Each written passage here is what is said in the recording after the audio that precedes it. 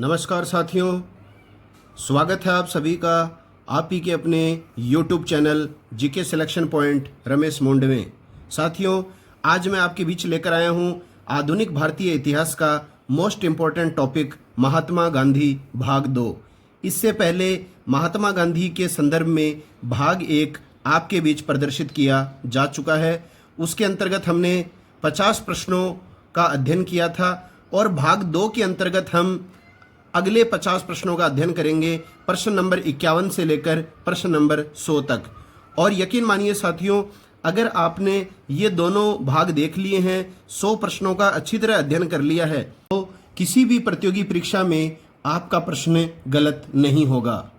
तो शुरू करते हैं आज का वीडियो। अगर वीडियो पसंद आए तो इसे अधिक से अधिक लाइक कीजिएगा, अपने साथियों में इसे अधिक से अधिक शेयर कीजिए और यदि चैनल पर नए हैं तो चैनल को सब्सक्राइब करें, बेल आइकन को दबाएं ताकि मेरे द्वारा नियमित रूप से हर बुधवार तथा शनिवार को प्रातः 9 बजे जो वीडियो प्रदर्शित किए जाते हैं उनका नोटिफिकेशन सबसे पहले आप तक पहुंच सके।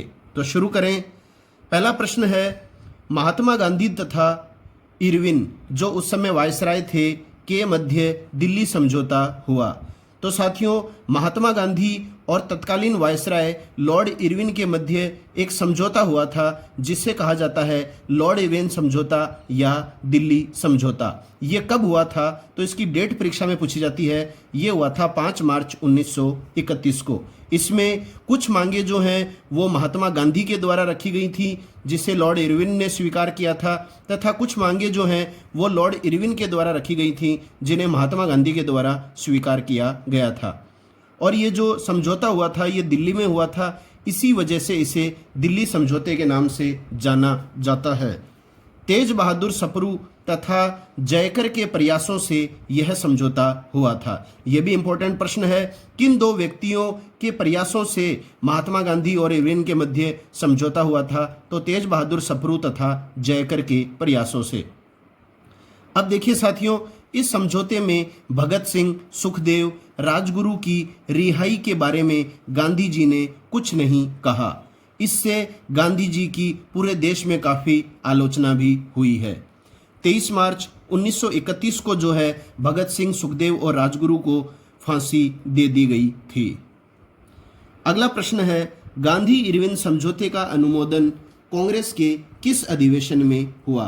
तो गांधी इरविन के बीच में जो समझौता हुआ था उसको स्वीकृति या अनुमोदन जो है वो कांग्रेस के कौन से अधिवेशन में दिया गया था? 1931 के कराची अधिवेशन में। और 1931 का कराची अधिवेशन जो हुआ था उसकी अध्यक्षता की गई थी वल्लभ भाई पटेल के द्वारा। अगला प्रश्न है, गांधी जी के द्वारा ऐतिहासिक नमक सत्याग्रह की शुरुआत कब की गई थी? तो ऐतिहासिक नमक सत्याग्रह की जो शुरुआत की गई थी वो की गई थी 12 मार्च 1930। ये पूरी तिथि परीक्षाओं में पूछी जाती है, 12 मार्च 1930। इसी दिन गांधी जी ने दांडी यात्रा प्रारंभ की थी साबरमती आश्रम गुजरात से। अगला प्रश्न है, कांग्रेस के किस अधिवेशन में कांग्रेस कार्यकारिणी को सविनय अवज्ञा शुरू करने का अधिकार दिया गया?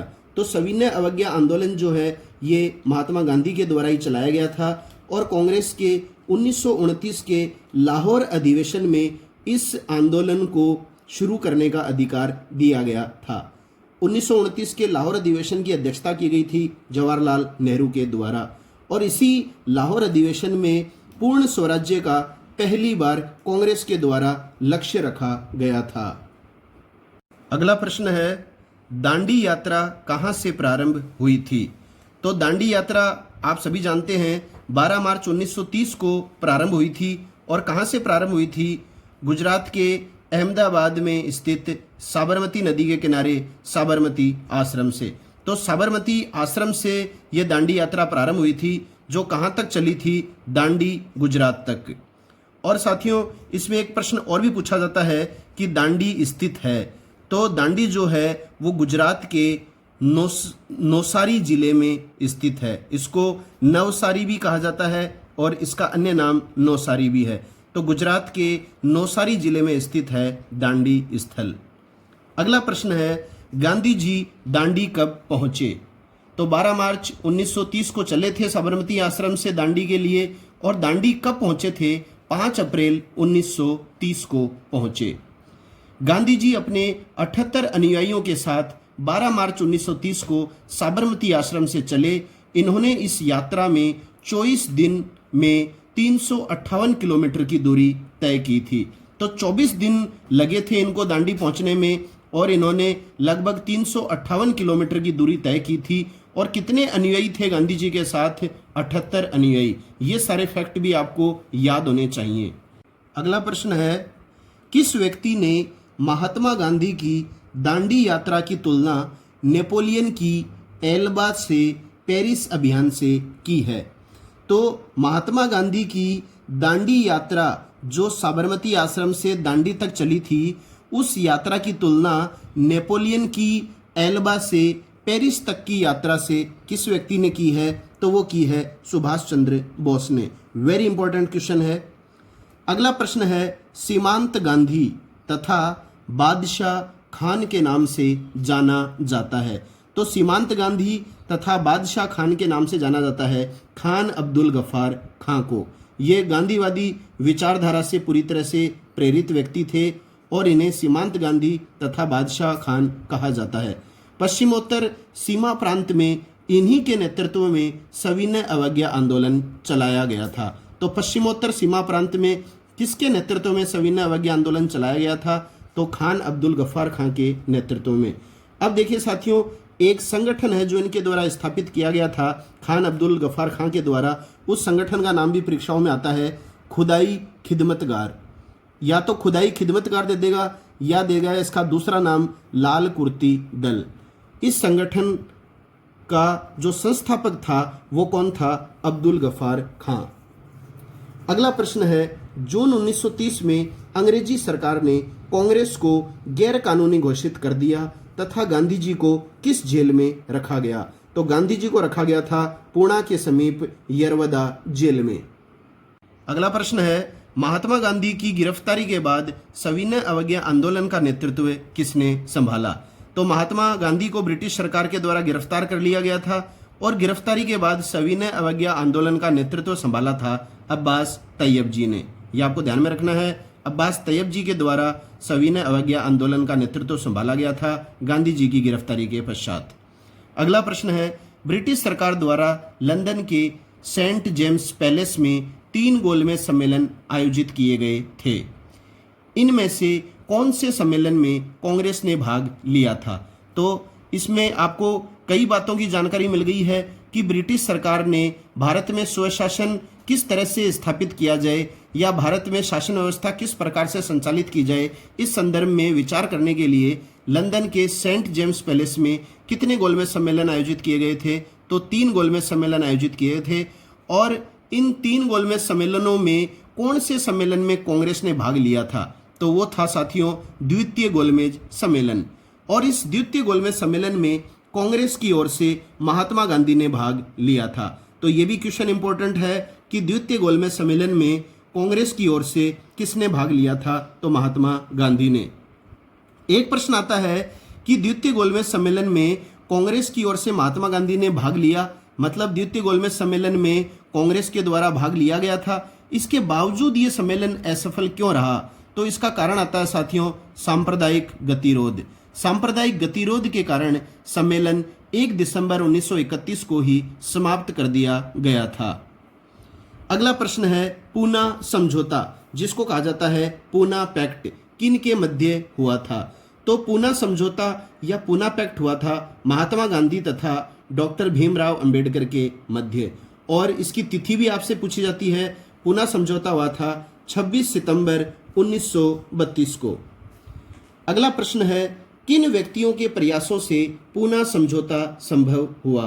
तो महात्मा गांधी और अंबेडकर के मध्य जो पूना समझौता हुआ था 26 सितंबर 1932 को, ये पूना समझौता 4 व्यक्तियों के प्रयासों से हुआ था। यह आपको ध्यान में रखना है। डॉक्टर राजेंद्र प्रसाद, मदन मोहन मालवीय, पुरुषोत्तम दास टंडन और सी राजगोपालाचारी। ये चारों व्यक्तियों के नाम आपको ध्यान में होने चाहिए। इसमें आपको 3 नाम दे देगा और 1 गलत दे देगा, या फिर 3 गलत नाम दे देगा और 1 इनमें से दे देगा, 4 में से।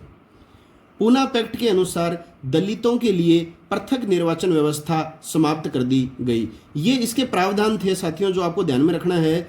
गांधी जी और अंबेडकर के मध्य जो पुनः समझौता हुआ था उसके प्रावधान मैं आपको बता रहा हूं। तो एक प्रावधान था कि दलितों के लिए पृथक निर्वाचन व्यवस्था समाप्त कर दी गई। इसके अलावा दलितों के लिए प्रांतीय विधानमंडलों में 148 सीटें आरक्षित कर दी गईं तथा केंद्रीय विधानमंडलों में 18% सीटें आरक्षित कर दी गईं। अगला प्रश्न है, गांधी जी ने हरिजन सेवक संघ, जिसे कहा जाता है अखिल भारतीय अस्पृश्यता विरोधी लीग, तो कोई सा भी नाम आ सकता है, या तो आपको दे देगा हरिजन सेवक संघ या आपको दे देगा अखिल भारतीय अस्पृश्यता विरोधी लीग। इसकी स्थापना गांधी जी के द्वारा कब की गई थी? तो सितंबर 1932 में की गई थी। एक प्रश्न आता है साथियों, दलितों को हरिजन नाम किसके द्वारा दिया गया है? तो दलितों को हरिजन नाम जो है वो गांधी जी के द्वारा ही दिया गया था। अगला प्रश्न है, गांधी जी ने व्यक्तिगत सविनय अवज्ञा आंदोलन कब प्रारंभ किया? तो व्यक्तिगत सविनय अवज्ञा आंदोलन जो है वो गांधी जी ने प्रारंभ किया था 1 अगस्त 1933 को। ये आपको ध्यान में रखना है, व्यक्तिगत सविनय अवज्ञा आंदोलन कब प्रारंभ किया था? 1 अगस्त 1933 को। अगला है, एक कथन है, आपको बताना है ये कथन किसके द्वारा दिया गया है। महात्मा गांधी क्षणिक भूत की तरह धूल उड़ाते हैं, स्तर नहीं उठाते।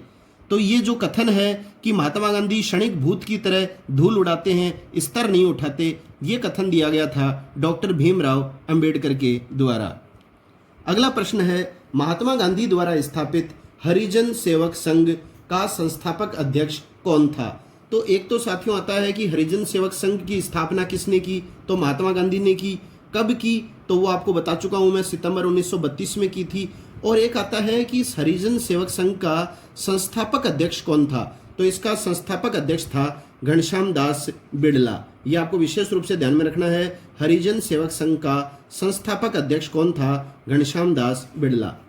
अगला प्रश्न है, गांधी जी ने कितनी बार कांग्रेस से त्यागपत्र दिया? तो गांधी जी ने 2 बार कांग्रेस से त्यागपत्र दिया था, 1925 तथा 1930 में। अगला प्रश्न है, महात्मा गांधी ने किस वर्ष कांग्रेस की सदस्यता त्याग कर सक्रिय राजनीति से संन्यास ले लिया था? तो सक्रिय राजनीति से इन्होंने संन्यास ले लिया था अक्टूबर 1934 में। अगला प्रश्न है, महात्मा गांधी ने कांग्रेस के किस अधिवेशन के पश्चात ब्रिटिश सरकार के सामने खुलकर आवाज उठाई? तो आपको वो अधिवेशन पूछा जा रहा है जिस अधिवेशन के पश्चात ब्रिटिश सरकार के सामने महात्मा गांधी ने खुलकर अपनी आवाज बुलंद की। तो वो अधिवेशन था 1919 का अमृतसर अधिवेशन, और इस 1919 के अमृतसर के विशेष अधिवेशन की अध्यक्षता की गई थी मोतीलाल नेहरू के द्वारा। अगला प्रश्न है, 1939 में त्रिपुरी जो स्थान है ये जबलपुर मध्य प्रदेश में है, और 1939 में त्रिपुरी में कांग्रेस के वार्षिक अधिवेशन में गांधी जी ने किसे अपना उम्मीदवार बनाया था? तो आप सभी जानते हैं कि 1939 में कांग्रेस का अधिवेशन त्रिपुरी स्थान पर आयोजित किया गया था, और इस अधिवेशन में जो है गांधी जी ने अपना उम्मीदवार बनाया था पट्टाभी सीतारमैया को। अब देखिए इसके बारे में थोड़ी सी जानकारी और ले लीजिए, यह भी परीक्षा की दृष्टि से इंपॉर्टेंट है। सुभाष चंद्र बोस ने पट्टाभी सीतारमैया को पराजित किया तथा लगातार दूसरी बार कांग्रेस के अध्यक्ष बने। इससे पहले 1938 में हरिपुरा में जो कांग्रेस का अधिवेशन हुआ था, इसकी अध्यक्षता भी सुभाष चंद्र बोस ने ही की थी। अगर अधिवेशन के संदर्भ में आपके कोई भी प्रॉब्लम है तो आप मेरे द्वारा प्रदर्शित कांग्रेस के अधिवेशन का वीडियो देख सकते हैं, और मैंने संपूर्ण रूप से वो वीडियो आपके बीच प्रस्तुत कर दिया है, और उसके बाहर किसी भी प्रतियोगी परीक्षा में प्रश्न आने की आशा न के बराबर है। अब देखिए, सुभाष चंद्र बोस ने सीतारमैया को पराजित कर दिया, लगातार दूसरी बार कांग्रेस के अध्यक्ष बन गए, और चुनाव जीतने के बाद सुभाष चंद्र बोस ने कांग्रेस अध्यक्ष पद से त्यागपत्र दे दिया। गांधी जी के साथ कुछ अनबन हो गई थी उनकी, और इसी के कारण सुभाष चंद्र बोस ने कांग्रेस का अध्यक्ष पद छोड़ दिया था, और त्रिपुरी अधिवेशन का जो अध्यक्ष जो बनाया गया था वो बनाया गया था राजेंद्र प्रसाद को। यह आपको ध्यान में रखना है कि सुभाष चंद्र बोस के द्वारा कांग्रेस का अध्यक्ष पद त्यागने के पश्चात त्रिपुरी अधिवेशन की अध्यक्षता किस व्यक्ति ने की? तो आप राजेंद्र प्रसाद आपको बताना है, न कि पट्टाभी सीतारमैया। अगला प्रश्न है, गांधी जी के नेतृत्व में व्यक्तिगत सत्याग्रह कब प्रारंभ हुआ? तो गांधी जी के नेतृत्व में व्यक्तिगत सत्याग्रह प्रारंभ हुआ था 17 अक्टूबर 1940 को। और ये व्यक्तिगत सत्याग्रह जो है ये कहाँ प्रारंभ हुआ था? तो ये वर्धा के निकट पवनार स्थान पर प्रारंभ हुआ था। तो दोनों ही प्रश्न इंपॉर्टेंट है, व्यक्तिगत सत्याग्रह कब प्रारंभ हुआ और किस स्थान से प्रारंभ हुआ। अगला प्रश्न है, प्रथम तथा द्वितीय सत्याग्रही के रूप में गांधी जी ने क्रमशः किन्हें नियुक्त किया? तो प्रथम सत्याग्रही अगर आपसे पूछा जाए तो उत्तर आ जाएगा विनोबा भावे। ज़्यादातर परीक्षाओं में प्रथम सत्याग्रही के रूप में गांधी जी ने किसे नियुक्त किया यही पूछा जाता है, लेकिन कई बार द्वितीय सत्याग्रही का नाम भी पूछ लिया जाता है। द्वितीय सत्याग्रही के रूप में नियुक्त किया था गांधी जी ने जवाहरलाल नेहरू को। व्यक्तिगत सत्याग्रह का प्रथम चरण 17 अक्टूबर 1940 को प्रारंभ हुआ। यह भी इंपॉर्टेंट क्वेश्चन है कि व्यक्तिगत सत्याग्रह का प्रथम चरण कब प्रारंभ हुआ था? तो 17 अक्टूबर 1940 को प्रारंभ हुआ था। और व्यक्तिगत सत्याग्रह का दूसरा चरण प्रारंभ हुआ था 5 जनवरी 1941 को। तो अगर आपको प्रश्न पूछ लिया जाए कि व्यक्तिगत सत्याग्रह जो गांधी जी के द्वारा प्रारंभ किया गया था कुल कितने चरणों में चला, तो 2 चरणों में चला था। पहला चरण 17 अक्टूबर 1940 को प्रारंभ हुआ और दूसरा चरण हुआ था 5 जनवरी 1941 को प्रारंभ। अगला प्रश्न है, किसके द्वारा गांधी जी पर हिंदू राज्य स्थापित करने का आरोप लगाया गया था? तो गांधी जी पर हिंदू राज्य स्थापित करने का आरोप लगाया था मोहम्मद अली जिन्ना ने। अगर साथियों वीडियो के प्रश्न आपको अच्छे लग रहे हैं, मेरी मेहनत से आप संतुष्ट हैं, तो वीडियो को अधिक से अधिक लाइक करें, शेयर करें और चैनल को सब्सक्राइब नहीं किया है तो सब्सक्राइब कर लें। इससे होगा क्या साथियों, मेरे द्वारा नियमित रूप से हर बुधवार तथा हर शनिवार को प्रातः 9 बजे आपके बीच वीडियो प्रस्तुत की जाती है। इसका नोटिफिकेशन सबसे पहले आपको प्राप्त हो सकेगा। अगला प्रश्न है, महात्मा गांधी ने किसे उत्तर तिथीय चेक, जिसका नाम परीक्षाओं में आता है पोस्ट डेटेड चेक, ज़्यादातर परीक्षाओं में ये पोस्ट डेटेड चेक शब्द ही यूज में लिया जाता है और इसका हिंदी वर्जन है उत्तर तिथीय चेक। तो महात्मा गांधी ने किसे पोस्ट डेटेड चेक कहा है? तो ये कहा है क्रिप्स मिशन को। और ये जो साथियों क्रिप्स मिशन जो था ये सर स्टेफोर्ड क्रिप्स के नेतृत्व में 22 मार्च 1942 को भारत आया था। तो क्रिप्स मिशन किस वर्ष भारत आया था? तो यह आया था वर्ष 1942 में। महात्मा गांधी ने क्रिप्स मिशन को दिवालिया बैंक के नाम चेक भी कहा है। तो या तो पोस्ट डेटेड चेक देगा आपको या फिर देगा महात्मा गांधी ने किसे दिवालिया बैंक के नाम चेक कहा है। तो ये किसे कहा है? क्रिप्स मिशन 1942 को। अगला प्रश्न है, स्वतंत्रता प्राप्ति हेतु चलाया गया अंतिम अखिल भारतीय आंदोलन था। तो साथियों आपको पता है कि स्वतंत्रता प्राप्ति हेतु चलाया गया पहला अखिल भारतीय आंदोलन जो था वो था असहयोग आंदोलन। और अगर आपको अंतिम पूछे अखिल भारतीय आंदोलन तो वो था भारत छोड़ो आंदोलन। अखिल भारतीय आंदोलन से तात्पर्य है वो आंदोलन जो पूरे भारत में फैले, उसको कहा जाता है अखिल भारतीय आंदोलन। तो अंतिम अखिल भारतीय आंदोलन था भारत छोड़ो आंदोलन। महात्मा गांधी के नेतृत्व में यह आंदोलन चलाया गया था वर्ष 1942 में। अगला प्रश्न है, किस स्थान पर आयोजित कांग्रेस कार्यकारिणी की बैठक में भारत छोड़ो आंदोलन का प्रस्ताव स्वीकार किया गया था? तो भारत छोड़ो आंदोलन का जो प्रस्ताव है वो कांग्रेस कार्यकारिणी की बैठक में जो है किस स्थान पर स्वीकार किया गया था? तो वो स्थान है वर्धा। वर्धा में कांग्रेस कार्यकारिणी की बैठक बुलाई गई थी और ये बैठक कब बुलाई गई थी? 14 जुलाई 1942 को। तो भारत छोड़ो आंदोलन का प्रस्ताव कांग्रेस के द्वारा कब स्वीकार किया गया? तो उत्तर आ जाएगा 14 जुलाई 1942 को। अगला प्रश्न है, गांधी जी ने भारत छोड़ो आंदोलन के प्रस्ताव का विरोध करने वालों को चुनौती देते हुए कौन सा नारा दिया? मतलब जिन व्यक्तियों ने महात्मा गांधी के नेतृत्व में चलाए जा रहे भारत छोड़ो आंदोलन का विरोध किया था तो उन विरोधियों को महात्मा गांधी ने चुनौती देते हुए कौन सा नारा दिया था?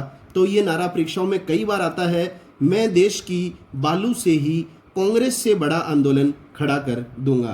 तो मैं कांग्रेस की बालू से ही कांग्रेस से बड़ा आंदोलन खड़ा कर दूंगा, ये जो कथन है ये किसके द्वारा दिया गया है? महात्मा गांधी के द्वारा।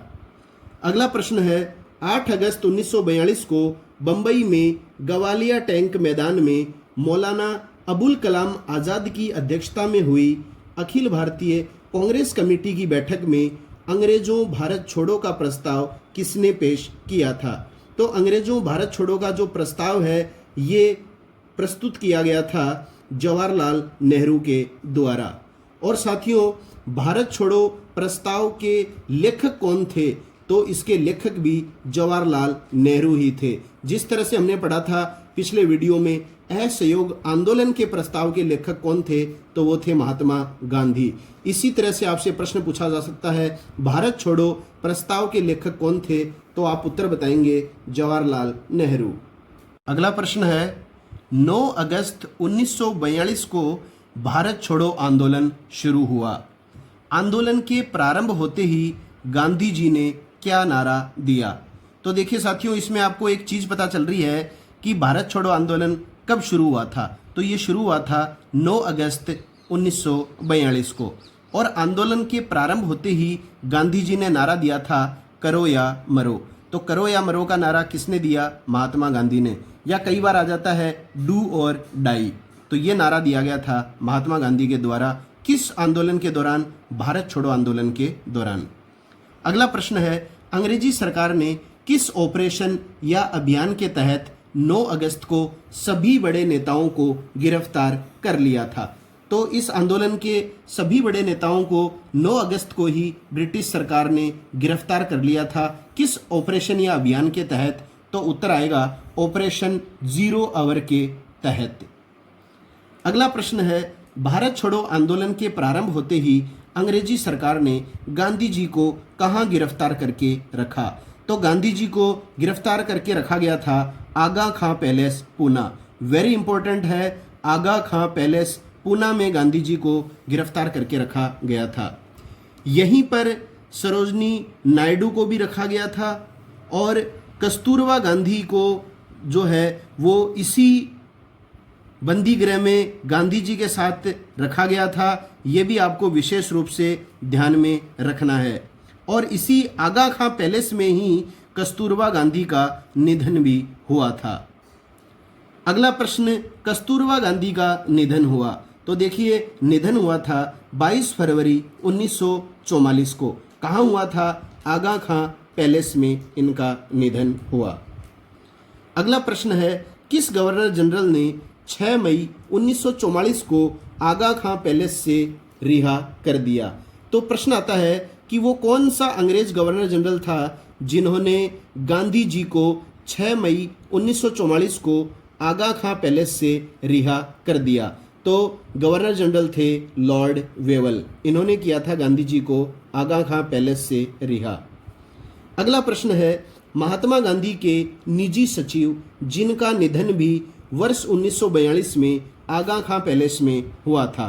तो इनकी पत्नी कस्तूरबा गांधी का निधन इसी पैलेस में 1944 में फरवरी में हुआ था। और इससे पहले वर्ष 1942 में महात्मा गांधी के जो निजी सचिव थे महादेव देसाई, इनका निधन भी आगा खां पैलेस में ही हुआ था। अगला प्रश्न है, आज़ाद हिंद फौज में कुल कितनी ब्रिगेड थी? तो आज़ाद हिंद फौज में कुल ब्रिगेडों की संख्या थी साथियों 4। ये संख्या आपको ध्यान में रखनी है। कुल 4 ब्रिगेड थी। इसमें 3 तो थी पुरुष ब्रिगेड और 1 थी महिला ब्रिगेड। तो देखिए साथियों, 3 जो पुरुष ब्रिगेड थी इनका नाम क्या था? एक था गांधी ब्रिगेड, एक नेहरू ब्रिगेड और एक था सुभाष ब्रिगेड। तो गांधी जी, जवाहरलाल नेहरू और सुभाष चंद्र बोस के नाम से 3 पुरुष ब्रिगेड स्थापित की गई थी। और एक जो महिला ब्रिगेड थी उसका नाम था रानी लक्ष्मीबाई ब्रिगेड। अगला प्रश्न है, महात्मा गांधी ने किस योजना को वर्तमान समय की परिस्थितियों में सबसे उत्कृष्ट योजना बताया है? तो ब्रिटिश सरकार के द्वारा पारित वो योजना जिसे गांधी जी ने वर्तमान समय की परिस्थितियों में सबसे सर्वश्रेष्ठ या उत्कृष्ट योजना बताया, वो था कैबिनेट मिशन योजना। वेरी इंपॉर्टेंट है, कैबिनेट मिशन जो योजना है ये भारत आई थी 23 मार्च 1946 को। अगला प्रश्न है, भारत विभाजन का प्रस्ताव सबसे अंत में किसने स्वीकार किया? तो भारत विभाजन का प्रस्ताव सबसे अंत में स्वीकार करने वाले व्यक्ति थे महात्मा गांधी। अब देखिए इनका कथन आता है जो इन्होंने दिया था भारत विभाजन के दौरान, तो वो कथन आपको ध्यान में रखना है जो गांधी जी ने दिया था, यदि सारा भारत आग की लपटों में घिर जाए तो भी पाकिस्तान नहीं बन सकता। अगर विभाजन होगा तो वो मेरे मृत शरीर पर ही होगा। तो ये कथन आपको ध्यान में रखना है, ये महात्मा गांधी के द्वारा दिया गया कथन था। वैसे स्वतंत्रता आंदोलन से संबंधित जितने भी इम्पोर्टेंट कथन हैं, नारे हैं, उनका वीडियो मैं आपके बीच अलग से प्रस्तुत करूंगा। और अगर आपने वो सारे कथन और नारे पढ़ लिए तो निश्चित रूप से आपका प्रश्न कभी भी गलत नहीं होगा। संपूर्ण रूप से वो अध्याय जल्दी मैं आपके बीच प्रस्तुत जरूर करूंगा। अगला प्रश्न है, प्रथम विश्व युद्ध में जो चला था 1914 से 18, ब्रिटिश सरकार की युद्ध प्रयासों में सहायता हेतु तो ब्रिटिश सरकार ने गांधी जी को कौन सी उपाधि से सम्मानित किया था? तो प्रथम विश्व युद्ध में गांधी जी ने जो है वो अच्छी खासी ब्रिटिश सरकार की सहायता की थी सैनिक बल तैयार करने में, और इस सहायता के बदले में ब्रिटिश सरकार ने गांधी जी को उपाधि कौन सी दी थी? तो उपाधि थी केसरे हिंद की उपाधि। अगला प्रश्न है, किस आंदोलन के दौरान गांधी जी ने केसरे हिंद, जुलू युद्ध पदक और बोअर पदक वापस कर दिया था? तो अंग्रेजी सरकार के द्वारा गांधी जी को ये तीनों उपाधियां दी गई थीं, केसरे हिंद, जुलू युद्ध पदक और बोअर पदक। आपसे पूछा गया है ये तीनों उपाधियां गांधी जी ने किस आंदोलन के दौरान ब्रिटिश सरकार को वापस कर दी? तो वो आंदोलन था असहयोग आंदोलन। अगला प्रश्न है, गांधी जी ने खिलाफत आंदोलन को सहयोग दिया, इसका कारण पूछा जाता है साथियों। खिलाफत आंदोलन को गांधी जी ने किस कारणवश सहयोग दिया? इसका कारण है महात्मा गांधी भारतीय मुसलमानों को ब्रिटेन के विरुद्ध स्वतंत्रता आंदोलन में मिलाना चाहते थे। इसी वजह से इन्होंने जो है खिलाफत आंदोलन को भरपूर सहयोग दिया और हर संभव अली बंधुओं की सहायता भी की। अगला प्रश्न है, महात्मा गांधी के राजनीतिक गुरु कौन रहे हैं? तो महात्मा गांधी के राजनीतिक गुरु रहे हैं गोपाल कृष्ण गोखले। अगला प्रश्न है, गांधी जी को भारतीय स्वतंत्रता संग्राम का वीर किसने संबोधित किया है?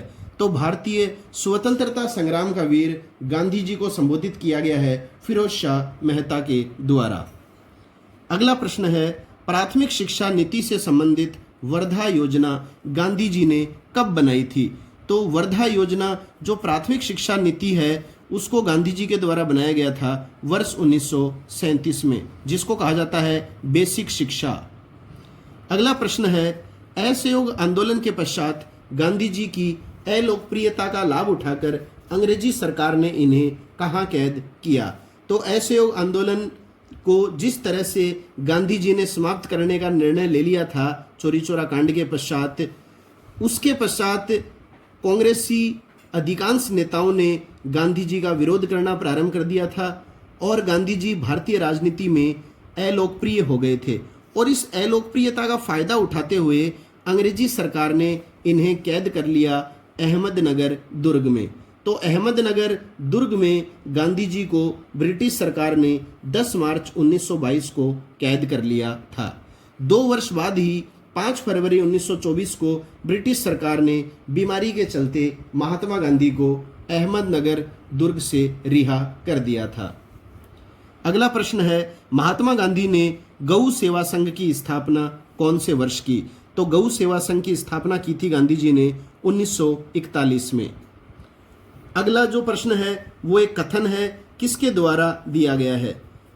आने वाली पीढ़ियां शायद ही विश्वास करें कि इस प्रकार का हार्ड मास का मानव कभी पृथ्वी पर अवतरित हुआ था। ये जो कथन है ये इनडायरेक्टली महात्मा गांधी के संबंध में दिया गया है। किसके द्वारा दिया गया है? एल्बर्ट आइंस्टाइन के द्वारा। अगला प्रश्न है, गांधी जी के दर्शन के मूलभूत तत्व हैं। तो गांधी जी की जो फिलॉसफी है, दर्शन है, उसके मूलभूत तत्व हैं सत्य तथा अहिंसा। और वीडियो का आखिरी प्रश्न है, महात्मा गांधी की हत्या नाथूराम गोडसे के द्वारा कब की गई थी? तो इनकी हत्या की गई थी 30 जनवरी 1948 को नई दिल्ली स्थित बिड़ला हाउस में सायं 5:17 पर। और साथियों, बिड़ला हाउस नई दिल्ली को वर्तमान में गांधी स्मृति के नाम से भी जाना जाता है। इसके अलावा गांधी जी की जन्म तिथि 2 अक्टूबर को अंतर्राष्ट्रीय अहिंसा दिवस के रूप में मनाया जाता है। इसके अलावा इनकी मृत्यु की तिथि 30 जनवरी को शहीद दिवस के रूप में मनाया जाता है। तो साथियों, ये है महात्मा गांधी के जीवन परिचय से संबंधित भाग 2।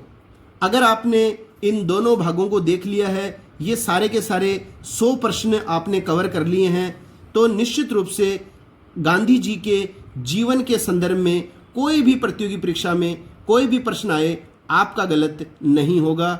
इसी आशा के साथ कि आप इस वीडियो से पर्याप्त लाभ प्राप्त करेंगे, नियमित रूप से चैनल पर प्रदर्शित किए जाने वाले वीडियोस को देखते रहेंगे। मिलते हैं अगले वीडियो के साथ, तब तक के लिए जय हिंद, जय भारत, वंदे मातरम।